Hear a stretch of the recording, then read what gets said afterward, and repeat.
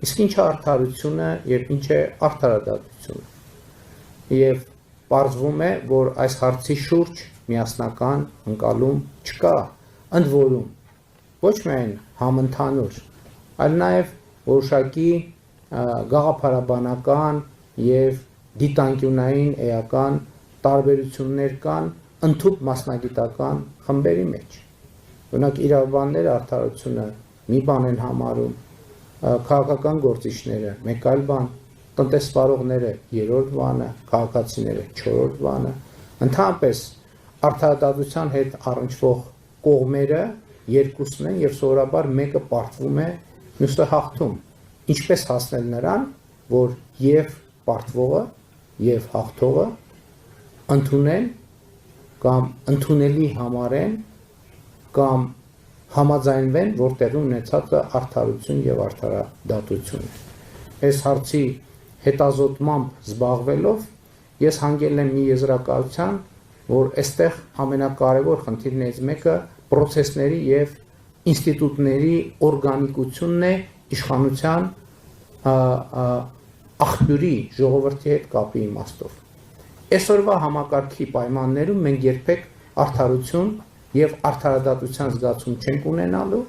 որովհետեւ ես գործընկերներին ասել եմ, որ Հայաստանի Հանրապետությունում դատական եւ արդարադատության եւ արդարության համակարգերը հիմնականում չունեն օրգանական կապ իշխանության բարձրագույն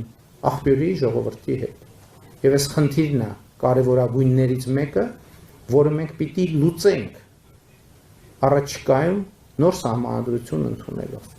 որովհետև Հայաստանում արդարությունը, արդարադատությունը եւ արդարությունը կառավարվում է մեծ մասամբ այնպիսի ինստիտուտների կողմից, որոնք կղզիացած են, մեկուսացած են,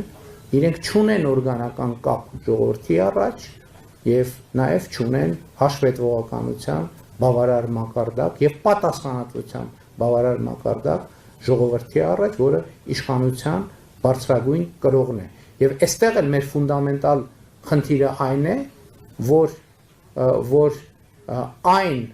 հենասյուներից մեկը, որը ապահովում է, պիտի լինի չափանիշ արդարության եւ արդարադատության, որովհետեւ հարցի հետևից գնալիս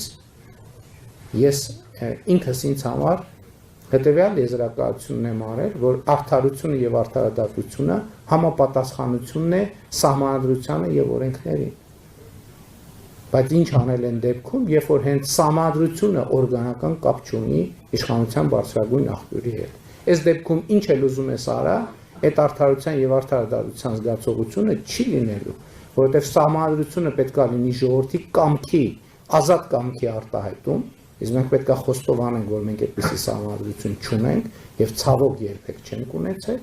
իսկ երբ որ այդ կամքի, այսինքն աղբյուրը, որտեղից